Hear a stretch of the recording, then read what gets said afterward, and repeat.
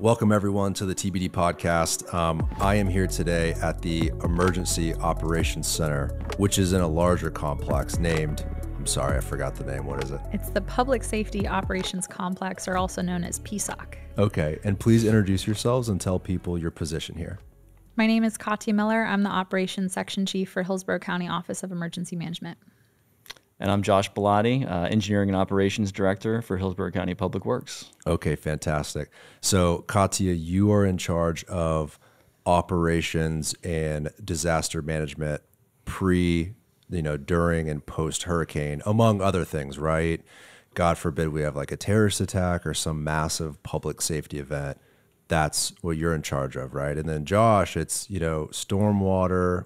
How do we boost our systems to get out of this mess? How do we build resilience in the future, right? All of those things. Mm-hmm. I just want to ask you, Josh, you being here, right? Is that standard in emergency operations? Because I would imagine there's so much other things happening in the county right now. I mean, people still need their trash picked up and their water on and all that sort of stuff. Sure. Yeah. I mean, we shift into full-on response mode. So, as soon as that activation comes, when there's a storm or an event on the horizon, we're doing our preparations pre-storm and we're continuing all the way through it. And now we're in the recovery phase. But yeah, we're full-on in support of this recovery right now. That makes sense. So let's dig right into the hurricane, right? That's kind of why we're here talking. We spoke a little bit about certain things that happen before a storm. What happens in this office as soon as the weather report comes out and they say, hey, there's a depression, there's a disturbance, this thing could turn into a hurricane and it could be headed our direction? Let's say it's a week in advance, or let's even use with Helene. Let's start with Helene. Yeah, so we've had a very interesting year. We know that the peak hurricane season really starts ramping up in that end of August timeframe. A lot of the worst storms that we've seen in history happen around the Labor Day weekend, happen around, the beginning of October. And we're starting to see storms even later into November. So, there was a lot of conversation with what to expect this year with that transition from the El Nino to La Nina, comparisons of 2004 season, right, where we saw a lot of just back-to-back storms. Crazy to think that here we are 20 years later and we're seeing a very similar type of storm season. So really off the bat in August, we got Debbie. And lots of folks were, Debbie's not so big of a deal, didn't make direct landfall here in Hillsborough County, but these storms are becoming so large that we are constantly reminding people and encouraging them to focus on the impacts, not the direct, cone and right, where's the center going, but it's really what are the impacts that are associated with these events. So with Debbie, we were already seeing quite a bit of water impacts with the community. We worked already in that storm with Josh and his team, had multiple, road closures or bridge closures. And we need to look at what does that mean for the population, the people part of the event. And, had to do a hybrid shelter during that, even though, not a lot of people evacuated into there, but we always have those are the most vulnerable, those that are electrical dependent or in these low-lying areas. So that was Debbie. And then here comes Helene, not too far from that. And as you stated, what does this look like a week out? As you said, the Office of Emergency Management is kind of always on the lookout. We're always in coordination with the National Weather Service. We have one here locally in Ruskin that does a great job of giving us local information based off of what we see from the National Hurricane Center. And then we're in conversations with our regional partners. What does this look like for our surrounding communities and counties as well? And then with the state all the way up to the federal government. So we have those conversations and we start all of those preparation phases, which we call our 120-hour timeline. 120 hours out, what are the preparations we have to start making? But again, unfortunately, with these storms, we're also seeing them develop a lot faster. Yeah. So a lot of times we don't have 120 hours. So we have to get all of those things ramped up even faster. Yeah, like as a member of the public, I'm on Mike's weather page on Instagram, right? There's all these different pages I follow. What does the government look at? Like, do y'all look at everything comprehensively, including, I don't know if you're familiar with Mike's weather page. You know that guy? He does a good job, but I don't think he's a meteorologist.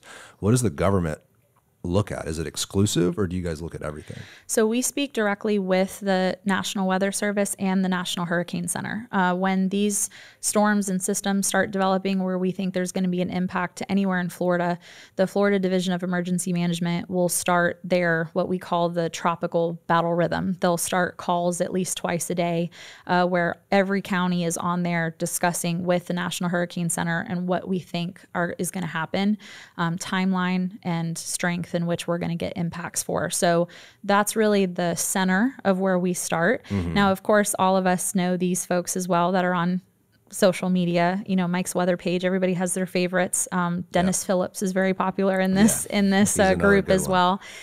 So yeah, people look at those and you do keep that in mind, but we really focus in more on the experts, what NOAA is finding when they are able to get the hurricane hunters in the air, getting some extra data and things. That's really what we're basing our decisions off of. It makes sense, right? I think the public, like you said, focuses on, oh, it's not going to hit us. It's going to hit up towards Tallahassee.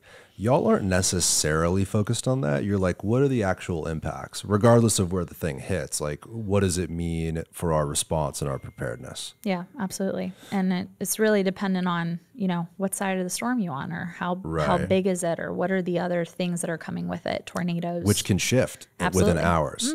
So you spoke before we went live about, you know, as an example, MacDill Air Force Base, right? They'll tie up their helicopters in Raymond James Stadium if they need to, if there's a storm coming. How do you make a call like that if the storm can shift within hours? Like, at what point are you, you know, hitting the red alert and being like, okay, like it's time to actually really batten down?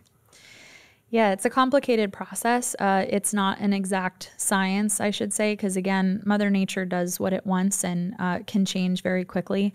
But we have to base off the best we can of the information that we have at the time and just our planning assumptions and things that keep us safe and making decisions to keep the public safe. So we have various aspects that we look at that depending on, you know, how much storm surge, for instance, are we expecting? Really, that's the largest impact that we're looking at in that development and build up to the storm impact, because water kills people. That's why we always say you have to run from the water and you hide from the wind. So that's when we're looking at that storm surge. Unfortunately, the probable storm surge models are what we call P-surge in this office. That's not going to come out usually prior to 48 hours prior to landfall of the storm. If we're lucky, we may get that at 60 hours. And that can give us a very difficult situation, because depending on the height of that storm surge, it's going to dictate which level of evacuation zone we have to call for. So for a zone A, for instance, which is over 187,000 people in Hillsborough County specifically, that we need to give the public at least 24 hours clearance time in order to get out. For Milton, we were at one point expecting 10 to 15 feet. Right. Zone A only goes to 11 feet. So that's why we had to do the zone A and B evacuation. And as soon as we add in more population, clearance time gets larger. So then we had to do 32 and a half hours. So, and just let me pause you there. How many people are we talking about? Do you have the data? Like, when you call A and B, how many people is that trying to get out of a specific location at one time? It's almost 300,000 people. Crazy. So that's a super serious decision, because that adds other public safety issues along the way too, when that many hundreds of thousands of people are leaving one place. Is that, do you guys take that into consideration when you make that call, right? Like, maybe, you know, the storm will shift a certain direction. We shouldn't call it, let's hold off for the next half hour. Like, do you add that into if you need to decide to evacuate? Absolutely. So, outside of just the storm surge, we're also taking into consideration the timing in which the tropical storm force winds are going to arrive, when it's no longer going to be safe for people to be able to travel on the road. And so that goes into that decision of, okay, when is our stop point that we think? And obviously there's a lot of shifting in the days leading up, especially when you're talking 32 and a half hours. There's a lot of movement that can happen with that. So in the days kind of leading to, okay, at this point, we just need to make the decision. And obviously life safety is going to be the most important part of that. Now, if the storm slows down, in our minds, we're like, cool, people had more time to evacuate, because we also know people wait, right? Floridians especially, they're used to, it's going to shift, especially in Hillsborough County, right? Never had a direct hit. It's going to change. So people wait and they procrastinate, which is not a good thing. But if the storm is slowing down and they have more time, hopefully they have that more time to make that decision. Not what we recommend, but it's better than us calling it late and then something happens and somebody, loses their life or what have you. And then we're kind of asked the question, why did you not give us enough time? Why did you not give us enough notice? Better to be safe than sorry. Yeah. So we have to go on the side of caution, right? And so that our whole office has that mindset, even with our preparedness efforts, what we're moving logistically, we're using the earliest reasonable time of arrival for those wind speeds to make sure that we're giving people adequate amount of time to get to a safe location. I'm so glad you brought up the Floridian thing, because I think a lot of people pride themselves on like, I don't get out of here unless it's a 3. They have these funny things they say. I say them too. I'm a dumbass. Don't listen to me. I didn't evacuate during Helene. I'm in zone A, right? The reason I didn't evacuate is because I've lived here my whole life and I really feel like I understand these storms. You mentioned 04. That was like Charlie, Francis. I think we all remember that year. I was in middle school. It was fun. You're out of school for 2 weeks. Like, you know what I mean? It's horrible to say all that, but that's just how people operate in Florida. I think a lot of the people that have moved here over the last few years don't quite understand that as someone who's lived here their whole life. Let me jump ahead since we're on the topic. It almost seems like, in a way, from an evacuation standpoint, having Helene come right before Milton was a blessing. So many more people listened during Milton. All my neighbors left. I actually was out of town. I had a wedding overseas, so I just got oddly lucky in that way. I wasn't here for it. But we would have evacuated too. Helene, we got called Zone A. I don't know a single person in my neighborhood that left. And it was a devastating storm, completely unexpectedly, because it hit Tallahassee. A bunch of water was pushed up into the bay. People weren't really thinking about that. Had Milton kept its trajectory and we not had Helene and everyone had that attitude, oh, it'll blow by, would have been 1,000 times worse. And so the message, right, is there, it's funny you brought it up, but is there a way to combat that? Or does the government just recognize like, okay, these Floridians are the way they are, let's just stay on the side of caution and do what we can do to get the right information available? Like, how do you balance those two things? Yeah, so we've worked even in past years, and since Irma was a huge one that they did, the state did behavioral studies of how people react to things. They can use data based off of cell phone data, where phones moved. They can see if people evacuated.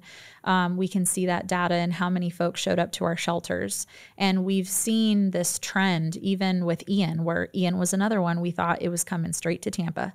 That was a 12-mile little nautical shift in the storm that happened within the last 21 hours of that storm prior to impact, which is nothing. It could have very easily shifted back and hit us. And we were very concerned after Ian when we saw the small amount of people that were in shelters, right? So then we have to ask ourselves, well, are people heeding the warning? Are they just going somewhere else? Are they staying with friends? Are they going into hotels? Or are they just not evacuating? And so with us, it's not so much we're making decisions just so that we're on the safe side. We are making the decisions based off of the data and the expected impacts from the storm. And that is why we are constantly messaging to people, I get it. You've been here for so many years. You've lived here for 30 years more. You've never seen flooding in your areas. These are all the things that we hear all the time from people. But every single storm is different. And at this point, it doesn't even matter the category of storm it is anymore. You can have a storm. You can have a tropical storm, right? Helene passed us as a tropical storm. It didn't pass us as a Cat 1. It landed as a Cat 1. And, or not Cat 1, it landed higher than that, but it was projected to be a Cat 1. The impacts are even worse than that. You can have a tropical storm that sits on you. It just dumps water. You have the same type of inland flooding that we just saw for Milton. And so that is what we need to break as far as the mentality of these storms is we're not just having to focus on the category, you have to focus on the impact, and you can't compare one storm to the other because they're all different. And I think it's kind of ironic. It's, why do we name these storms, right?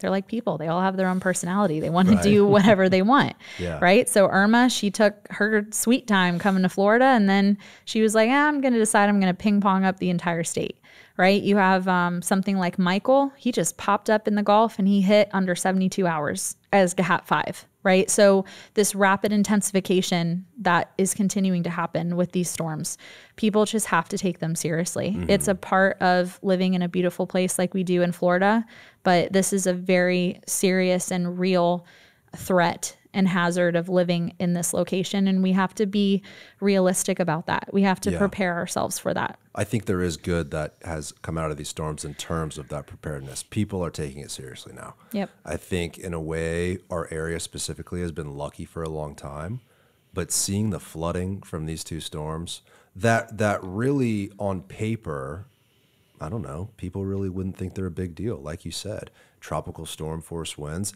Helene, if I remember, it wasn't even really raining and the water was coming up in my neighborhood. We had the guy that lives right next to me was the first guy that moved into my neighborhood. My neighborhood was built in 2001. He's lived there 23 years. He's never seen water in the street before.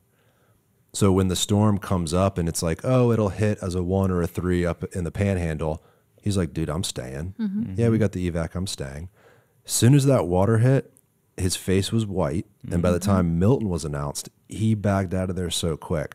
So I think that these two storms that are very different for Floridians are changing things. And I think the good news is people will stop looking at storms at their category and where it's going to hit. Rather, hey, there's a storm. It will have an effect, period. What do we need to do to prepare? Yep. Instead of oh, it's going to go hit Naples or Fort Myers, that could still cause damage. It's good. I think the good out of social media and these weather reports are we're getting so much more information than we got 20 years ago during Charlie, when there was just, newscasts and a few different pieces of information, and you'd look at it and you go, oh, it's going here. I'm not there, therefore I'm good. I don't think people think like that anymore. Yeah, absolutely. And we did see a huge change in the response numbers for these preparedness efforts that we do. Post-storm is when we're doing the evacuations and we're doing the sheltering operations. And, with Helene, we saw little over, maybe 1,500 people in our shelters. Related to Milton, we saw almost 15,000 people in our shelters. Hillsborough County has taken as much as 37,000 people in our shelters during Irma. And so when, we have the capability to take on those people, we also prepare to take on other counties, because you have Pinellas, who was devastated by Helene. All those people, they called zone A through C. We know that folks were coming straight out of the county and going into ours or into other counties. So we have to account for that in our planning. Let's talk about the storm is coming, right? You guys are preparing probably different contingencies. And I'm sure that there's if it hits here and there's this effect, this is what we're going to do. Walk me through 24 hours before the thing hits. It's getting very serious. Let's start with Helene. I guess we could kind of go through both of those storms. What did that look like? Walk me through this emergency operations center. What does it look like inside of here 24 hours out?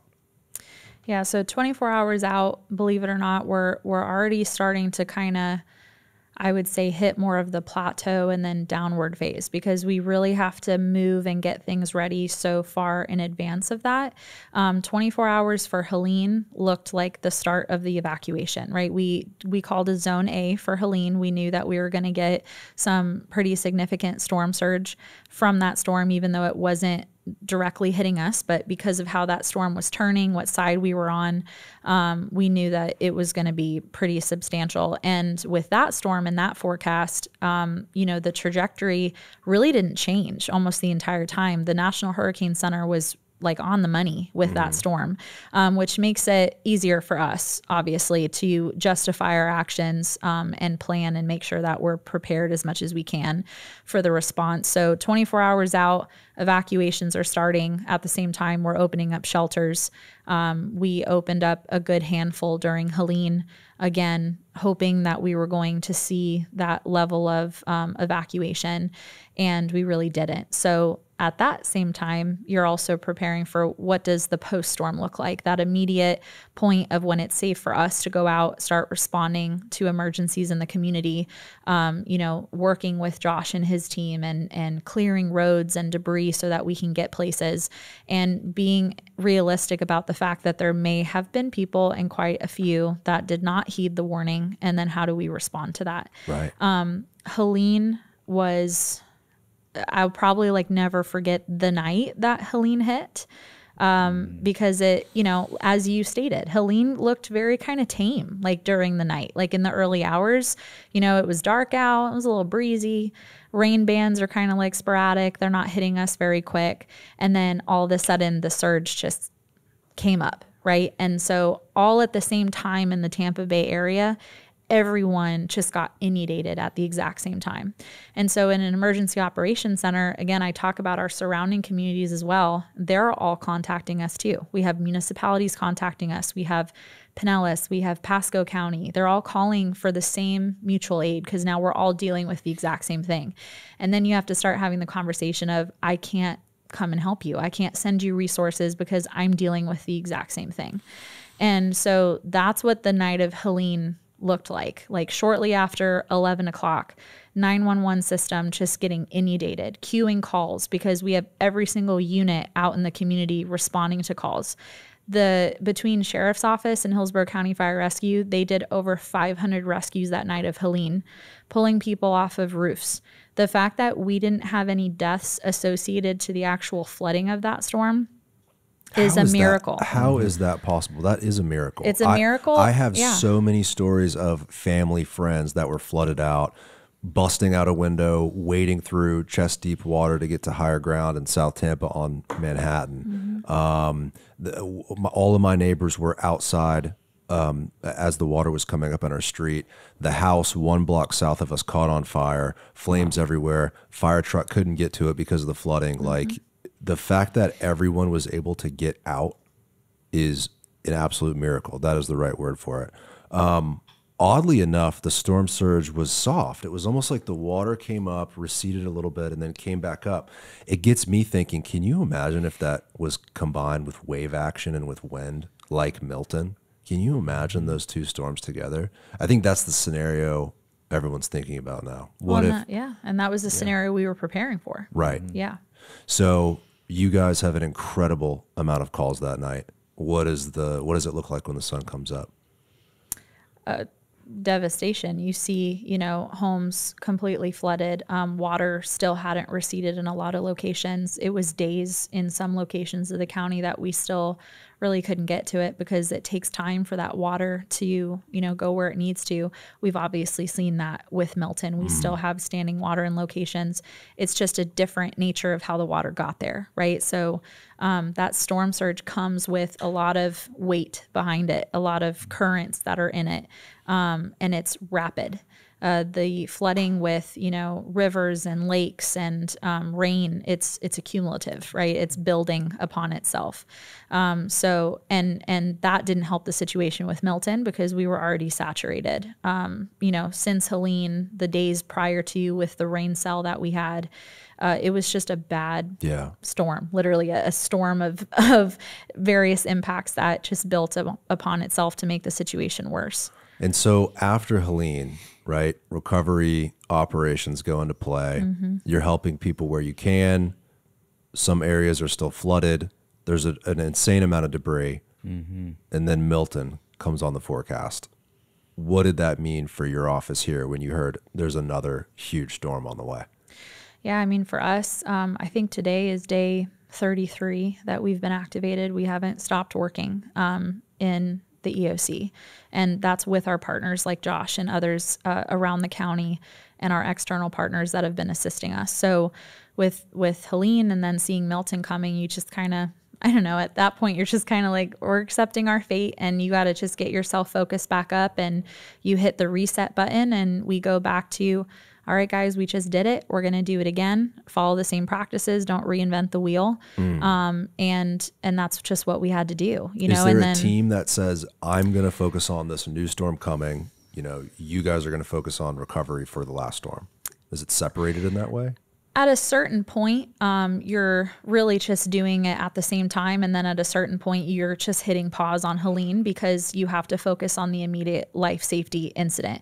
Now, with Josh, I'm sure he has a bunch to talk about when it comes to that phase between Helene and Milton. Right. Because it was a mad dash for debris. I do want to talk about that. Yeah, absolutely. Go ahead, Josh. Yeah, so the Helene to Milton phase was very hectic. So like you guys have been talking about, I mean, Helene brought just absolute devastation to the coastal areas, those neighborhoods that were just completely flooded. And then you go out there in the days following it, once you can actually get into those neighborhoods, once the storm surge finally receded, and then seeing the piles up in front of everybody's yards of just all of the contents of their homes. So we had to very quickly, like we do, and we're prepared to do this, mobilize debris construction or debris hauling contractors.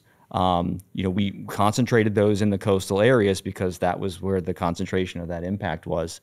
But then, like a week later to get the alert that Milton's on the way. And then now you just are like, okay, we've got to really accelerate that because folks started to get really worried about, well, what's going to happen to all of this debris, this pile of stuff that we have out in front of our yard if it's not picked up by the time this next storm comes. So we really made a huge effort to try to pick as much of that up as we could. Knowing that we weren't going to get to all of it. And how could you? There was so much. And there does come a point in time where you have to hunker down for the next storm because it's not safe to be on the roads anymore. But one of the things I'm proud of is that we really only paused that operation for one day as Milton came through. And then we were able to get right back at it post-Milton. And then, now you're in a situation where the volume and the area that it's dispersed, it just grew exponentially, house, man. Yeah, right? Yeah. So I think there's also a level that people should understand. There should be a level of patience in terms of debris, right? How could government alone pick all that stuff up and haul it away within a few weeks? It's going to take some time. I think people need to understand it's still going to take a few weeks. Yeah. I have a huge debris pile in front of my house. It is what it is. It's going to kill my lawn. But I understand there's other people that have had to gut their entire homes. Those people should take precedent before I get my yard debris picked up. You know what I mean? It almost seems like, too, while you're picking up the debris and then you hear Milton, the debris itself becomes in your office where it's like, wait a second, the debris is now a hazard. Like, how did those two things line up where at first, Josh, you're just working on cleaning up, part of that recovery effort. But then all of a sudden, if a new storm comes, it's not just recovery. It's like, wait, the debris itself is a hazard if the winds pick this stuff up and toss it everywhere, potentially killing someone. Like, how did those two things line up? Were you guys like in close communication during that time period? Like, we got to get this stuff off the road. Oh yeah, I mean we've been in close communication throughout the whole event. I mean, and it's really just doing the best that you can to try to secure everything that you can and get to all of it. I mean, I'll say, again, we were very fortunate in a lot of respects, and one of them being that Milton didn't bring the same level of storm surge that Helene did, because think about what that could have done to all of the debris that was already out there. So wow. Yeah, and this. On the emergency management side, we know there's just a level and a cap of what you can do with that amount of time and resources. We push on our end as much as we can to get even more resources in. The state and the governor's office made a lot of decisions and announcements to try to and help us move as much debris as possible. And we even had Florida National Guard assets in after the storm, like with Milton, to assist with the debris because we knew it was going to be so much more. And with Helene, you're looking at that commercial debris. And now with Milton, you have both. You have more commercial debris because we had inland flooding, and you have just an enormous amount of vegetative debris on top of it. So what's interesting, and Kevin Guthrie, he's the emergency management director for Florida Division of Emergency Management.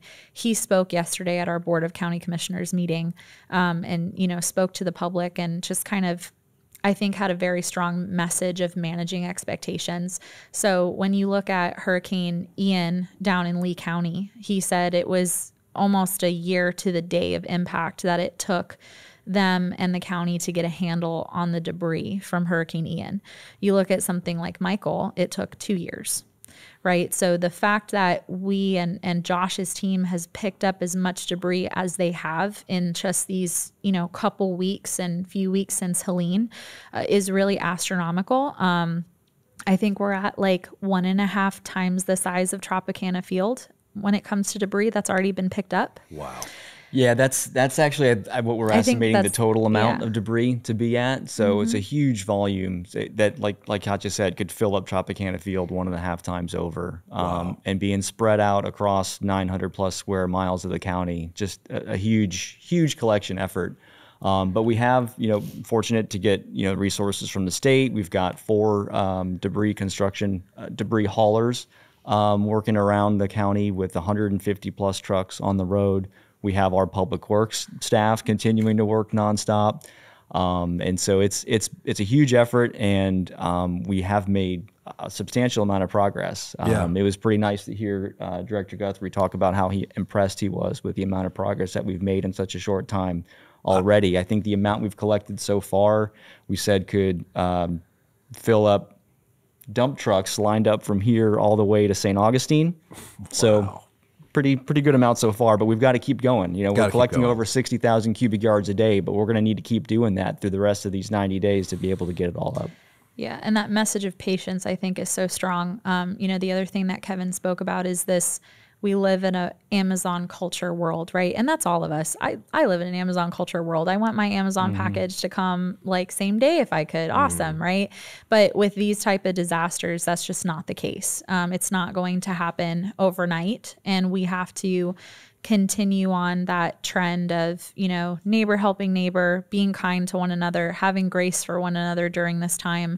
And that's including giving the patience and the space for our professionals to do what they have to do in order to get us back to what we call the new normal, right? We're never going to go back to how it was. We're going to have a new normal after these storms.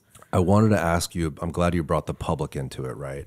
I wanted to ask you, how does the government perceive, or what are the government's expectations of the public in all of this pre, during, and post-storm? Meaning, in a perfect scenario, would you rather people completely get out of the way? I'm sure there's a level of, hey, we appreciate neighbor helping neighbor. We appreciate if the family's in a flood zone, take them in during an evacuation. What is, how do you guys get more people to help? And how do you get people to stay out of the way when recovery operations are in effect and people are out there waiting in the water, screwing around, taking pictures? What is that message to the public from the government's perspective?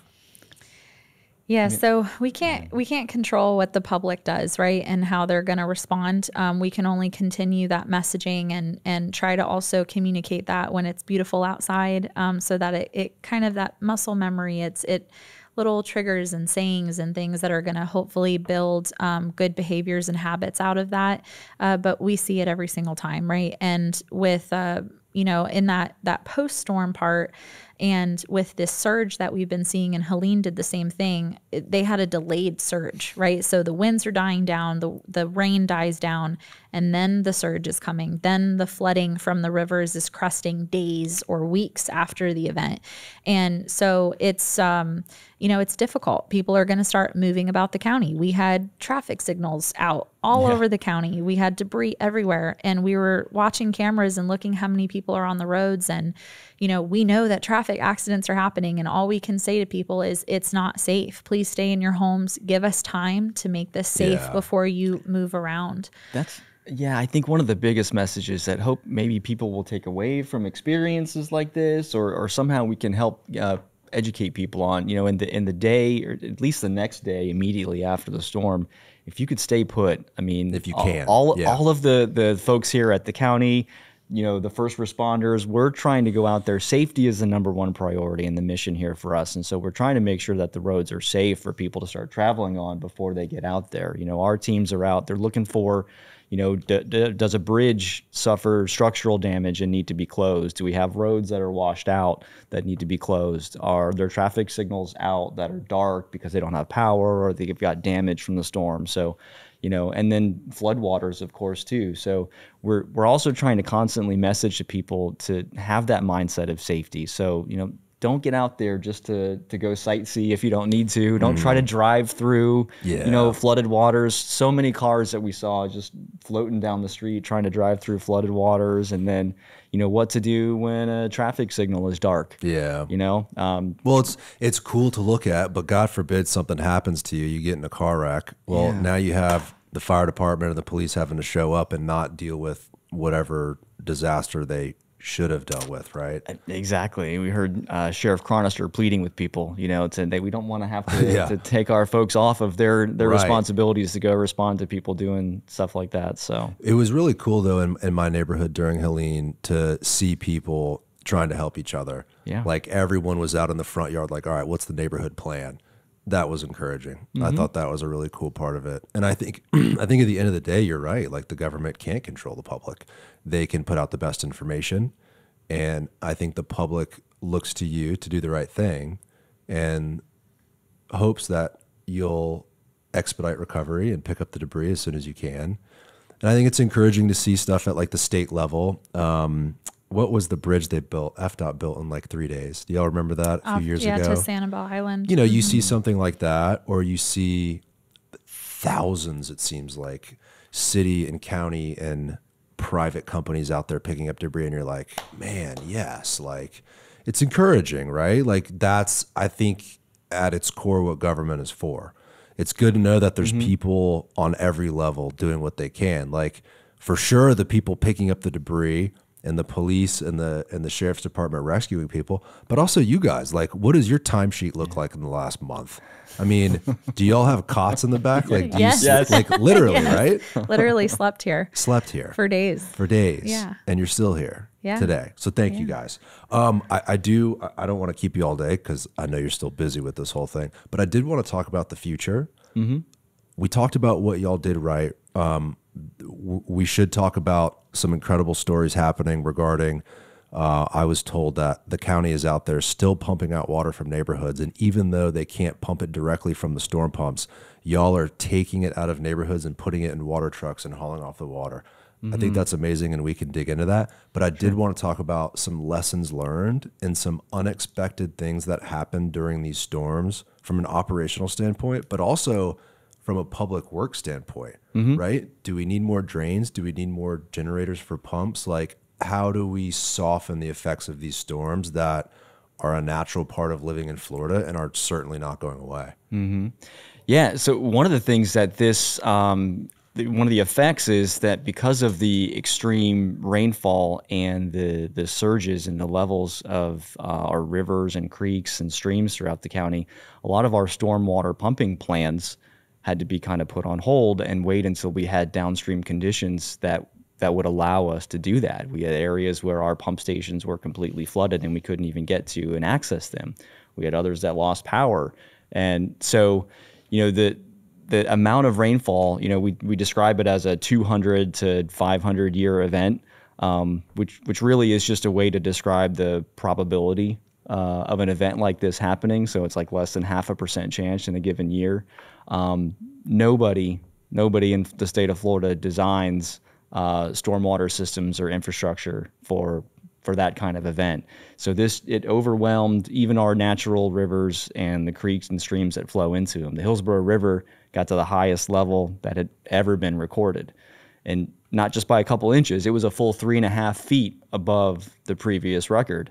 And it stayed at that level above the previous record for almost a week. How is that possible? I mean, that's an incredible fact. That is crazy. And that was happening already with Helene. Like Helene was like, let me break some records. And then Milton was like, hold my drink. I'm going to break those records. So that's really what these storms did. I mean, not a couple inches, you're saying 3.5 feet. 3.5 feet above the previous record that was set during Irma.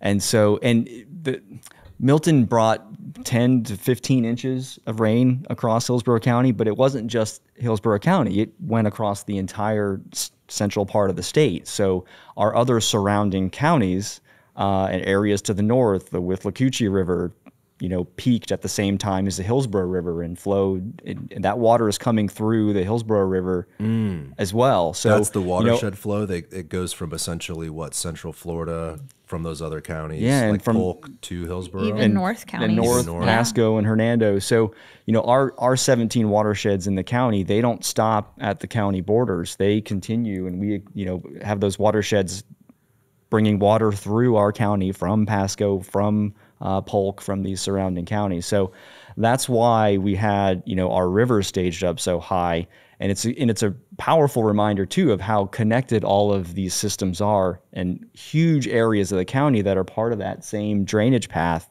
So through your lake and stream and your neighborhood eventually makes its way to the same place. So all of those areas of East County, the Pemberton, Baker Creek watershed, Lake Thonota-Sassa, it's all going into the Hillsborough River. So all of those areas have been affected, and it's been extremely challenging to deal with some of that flooding and wanting to be able to move the water as quickly as we can. But it's difficult when the destination is also flooded and those homes that are flooded there too. It sounds like there is the natural issue at play where, hey, we live in a lowland state, and this is a natural part of how water flows throughout our state. And it the conversation could stop there. But is there a conversation with other counties? Like, hey, Hernando, don't dam up this wetland. You're screwing it. You know what I'm saying? Like, is there issues that you guys are going to look at moving forward with other counties and seeing what they're doing with their water tables, their watershed, to hopefully mitigate effects here in Hillsborough? Because we can only control our borders, right? But if a different county up north has some sort of a bad development play that covers up a wetland that disrupts that watershed and dumps more water in the river, I mean, these storms are going to happen again, right? Is that something that's being thought about right now too? Like, how are other counties handling this? Yeah, I think we all need to work together on regional solutions. So, one of the things that our board talked about just yesterday was setting up a task force with surrounding municipalities, with our cities here in Hillsborough, as well as our surrounding counties, and with our water management district, SwiftMud, that looks regionally at these watersheds. And I think it's going to take that level of cooperation and coordination to see what we can do to make an impact and improve. It seems like the right play to go from like, hey, this isn't just Hillsborough, this isn't just a Tampa issue. Like, this is a state issue, this is a regional issue. Like, how do we handle it together, right? So let's talk about flooding in neighborhoods. There's still some neighborhoods with flooding. I mentioned you guys right now are pumping out water into water trucks. What does that effort look like? Because flooding in neighborhoods that have never flooded before, that don't have flood insurance, right? That's a huge concern right now. What is the county currently doing to alleviate those neighborhoods? And then what are y'all kind of thinking about in the future to help this hopefully not happen again? Yeah, so we have, fortunately, we worked with our partners and were able to get some state resources for trailer-mounted portable stormwater pumps, industrial-sized portable pumps, 6-8-inch pumps that can move a lot of water. And so we've deployed those as well as our own resources throughout the county. We have about 30 of those deployed around the county, in addition to the 38 permanent pump stations that we have at various areas that we know are in need of help moving water if they don't have a natural outflow. So those are all mobilized now. Those are working. And so some of those areas that have been, remained flooded for a long time here since Milton, we're seeing those waters recede now that our pumps are pumping and the waters downstream are receding. And so we're going to continue to do that. And, going forward, I think it's looking for opportunities that we can enhance those systems as well. So yeah, because I think moving forward, that's going to be everyone's question. What is the county going to do to make sure this doesn't happen again? We did talk about the nature of this, right? This is a natural event. But it does seem like there's a better way out of it, right? There's always a solution. There's got to be. Is there anything on the table now that you will be asking for, like state funding or federal funding, like more pumps, bigger generator capacity if the power on those pumps go out? Like, is there something specific that you guys are working on right now that you've pointed to and you go, we need that moving forward? Yeah, I mean, so we're definitely thinking about those kind of things and looking at specifically areas that were hardest hit here with Milton. So, I mean, if you've got repetitive flooding or a flooding problem in an area, you've got a few different ways you can deal with it. You can manage or store the water there by, purchasing additional property, adding capacity by expanding a retention pond, things like that. Or you can look at trying to move it out. So can you pump it? Can you build some pipes or some ditches to get it somewhere? But you've got to have a downstream place to get it to as well. So you've got to look at where's the water or where's the destination going to be. So it does take a lot of engineering, but there's definitely things that we can look at. Some of these things may be very costly. Well, I think your point too about like, hey, yeah, you can build a really big empty lake and put the water there, but if we're already flooded out and we get a hurricane and there's a bunch of rain, that doesn't really help. Like the water has nowhere to go. I think there is a level of this might be the reality on some scale, but it is strange that neighborhoods have flooded that have never flooded before. However, a 1 in 300 year event. This is before all the neighborhoods even existed, right? So it's like, I think these storms have brought a lot of challenges, even from an individual standpoint. Like my family and I thinking about where we're going to buy our next house, right? What we'll do next time we see a storm pop up on the news. We'll get out earlier, buy supplies early. Like I think I think these storms change conversations in the household, but also at the county level too. Yeah. And, with that preparedness effort, preparing and really listening to the recommendations of building your kits and your supplies early so that, because that's the other hard part that comes with this. You're dealing with everybody else that's doing the exact same thing you are. So, it starts with the grocery stores and it starts with things like water and toilet paper and just all those basic commodities. And then it goes into fuel, right? So fuel was a big thing with Milton as well. And we have, Port of Tampa that not only provides our fuel, but majority of the fuel for Central Florida and other parts of the state that was impacted by this and power outages and all of that. We have to be realistic and resilient ourselves with our family. And so I think that's a very strong message with this too. And, our yearly average at this time of year for rainfall is a little over 44 inches of rain. We're already looking at over 77 inches of rain. And again, the season's not over, right? So we have to just realize that these things are getting worse. A lot of times too, when we see this level of impact, there are things on the federal side that we have to do on the government level of that recovery phase and the building back. And there's requirements for that. There's, the FEMA 1206, which is very, complex situation. But at the end of the day, what it means is if a home or property is 50% or more damaged than the worth of that property, there is the requirement that the build back is either to code or better, right? Which a lot of people in Florida, we have older homes here. We have homes that are not up to the current code, right? So at the end of the day, when you're looking at mitigation, yes, it's the infrastructure mitigation, but it's also the property mitigation. How is your home built? Are you in an area that does flood? Should your home be on stilts? Should there be a home there at all, right? These are the hard questions that we really have to ask. And again, be realistic that there is no one fit solution, I think, in these situations when you're dealing with Mother Nature. Obviously, we're going to do the best we can for the infrastructure side. But it's also the decision-making side of the public. I believe if you're in a flood zone and your home was destroyed, you should have some sort of an expedited process to get a building permit.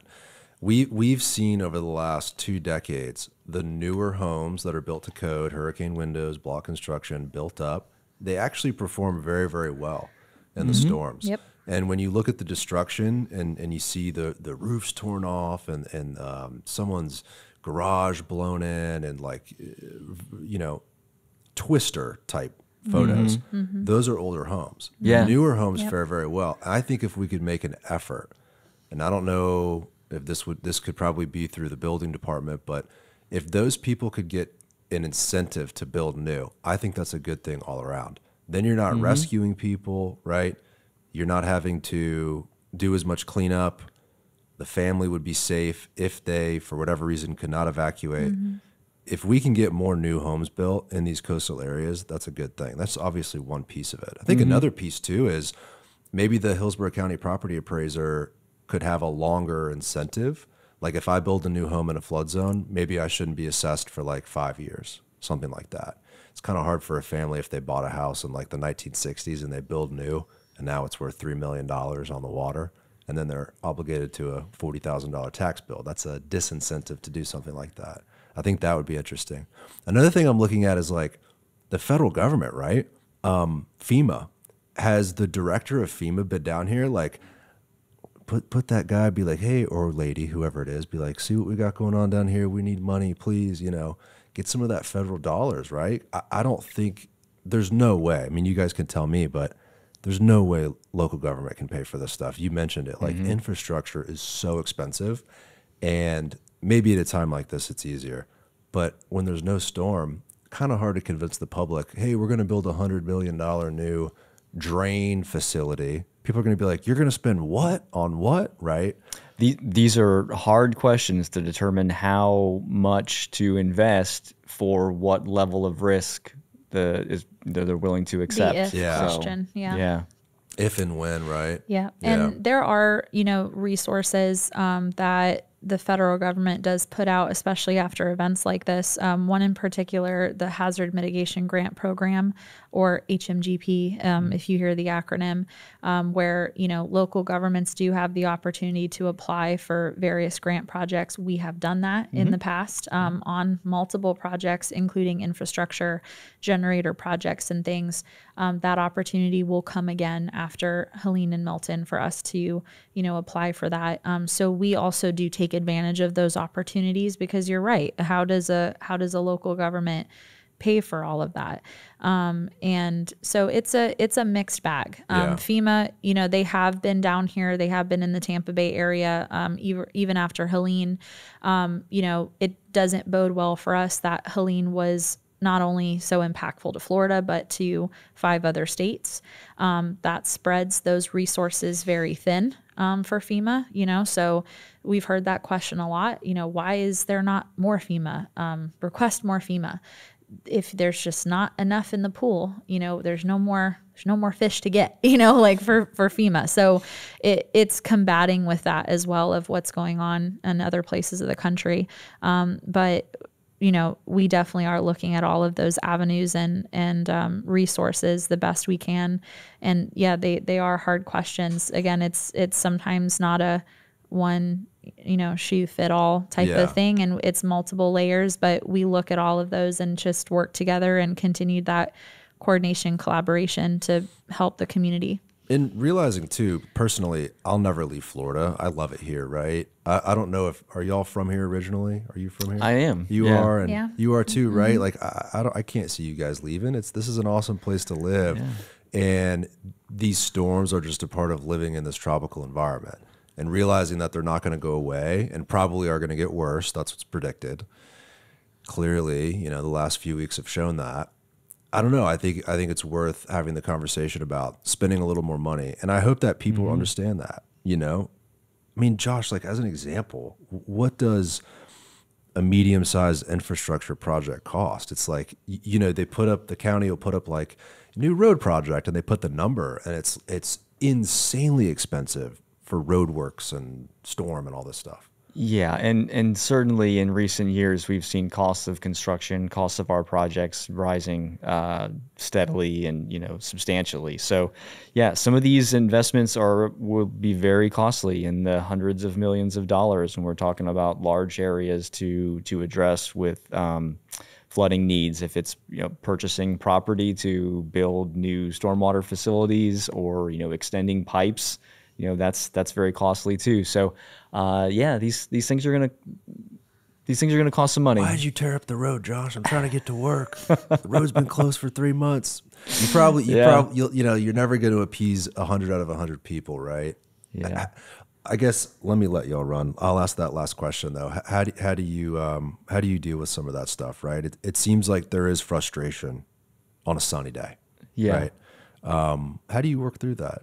So, I mean, we have an incredible staff, I'll say, to shout out to them. I mean, it's just an incredible, dedicated group of professionals and public servants. I mean, they have their mission is to provide, safety and the best infrastructure they can for the public. So, I mean, it's traffic signals, it's making sure that those function, things that people take for granted kind of on a daily basis. When you drive down the road, you expect the traffic signal to work properly. You expect the roadway to be in a decent condition. I know we have a lot of struggles with that too, but I think we just take it as we're trying to provide the best and most effective and safe transportation and stormwater system for the community that we can. There's people behind it. There's a person behind that traffic light. There's a person behind that road and that sidewalk. People are working on all this stuff. It's been interesting to come here. Thank you guys for being here. Thanks for your time. I know you're super busy. Got to get back to it. Lastly, is there a message for the public? Is there like something for them to follow, an alert system of some sort, or is there a message you just want to say? Yeah, I mean, we want the public, we want all of our neighbors in the county to know that we're continuing to work for them every day, nonstop through the recovery until it's complete. So until every last bit of debris is picked up, until every last bit of water is off the road, we're here continuing to work and do our best to help the community recover. And there are resources that they can reach through the EOC. The county's website has a Milton recovery page. It's got links to things like how we're addressing debris, where they can go for any other unmet needs that they have. Information's so important right now. Like if you're flooded out and you don't know where to turn, do I get with FEMA? The website has it all. It does, yeah. So that the website's hcfl.gov/storm recovery. So it has all of that great information on there. Lots of different articles and things of the various components and services that the county's offering. As Josh said, we're not going anywhere. We're riding out the recovery with you. We're going to continue to provide the service for as long as it's needed for the community. We see you, we hear you. We are not downplaying what people are going through right now. Believe it or not, a lot of our county staff is a part of that population. We live here with you. This is our home too. So we want to get back to that new normal. If folks are not signed up for our alerts, it's important that they get with HCFL Alert, get signed up for that so that they can get good information. Visit our website. Don't hesitate to reach out, ask questions. We still have our storm line open for people to call and actually talk to a person and get information and be partnered and paired with resources. Our teams are still making those one-on-one calls to make sure people have received the services they need for unmet needs. We still have our 8 comfort stations open in the county for folks that need shower facilities, laundry, restroom. Hot meals are still being served there for lunch and dinner. Those services aren't going to go away unless we see that they're no longer being used. We're here with you, and we hope it never happens again, but we're going to continue to prepare ourselves to continue to serve the public and keep them as safe as possible. Awesome. Well, thank you both again. I appreciate it. All righty. Bye, everyone. See you next week. Hey, guys, if you want to watch episodes just like this one, make sure to click right here to view the rest of our full episodes. And also make sure to subscribe by clicking right here. Thank you for watching.